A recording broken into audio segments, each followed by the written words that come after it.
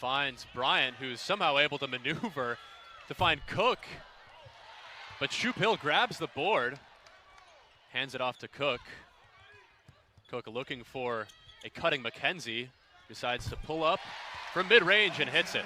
Nice rebound there by Shoup Hill. She has the size and height advantage on a player in Mallory Heyer that likes to play on the outside on the other end. So very interested to see how much of a role will Shoup Hill have on the inside to try and force Heyer to get in there and maybe get some buckets that way or create some opportunities for others.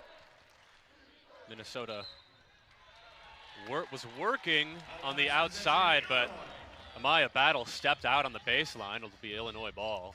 Yeah, and slow starts have hurt this Minnesota team this year in some games. Just getting behind early, hurting them just as it did to this Illinois team in years past. Something Illini fans are very familiar with has now come to plague Minnesota this year.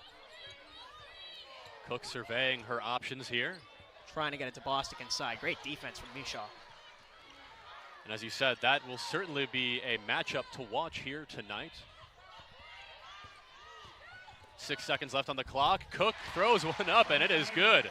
Sweet move. She's creating so many opportunities here, whether from the outside or from in, really spearheading things. You see that a lot in some veteran players. I'm just going to take it myself when they know their team may be struggling or things like that. She's certainly helping her case early here. Sonano on the baseline drive and gets it to fall. Yeah, and that's the way she plays. Very physical, pronounced steps, loves to use the jump stop on the drive.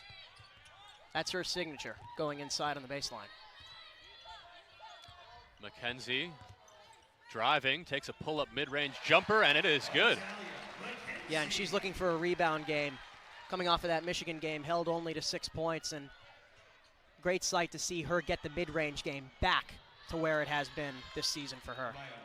And Battle just able to slice through Illinois' defense there. Yeah, great curl there. On the point of McKenzie, one of these characteristics of this recent skid for Illinois has been a slight evaporation in the mid-game. In those games against Purdue and Michigan, particularly against the Wolverines, that 3-2 zone really stifled them.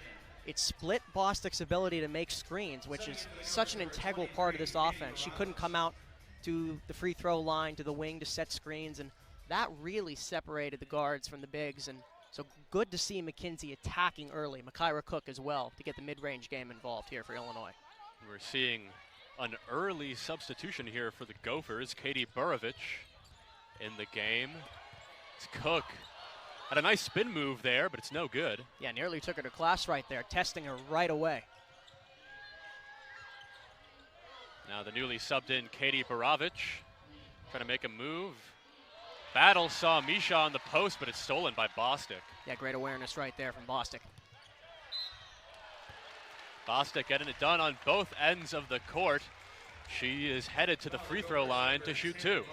Yeah, working it around on both sides.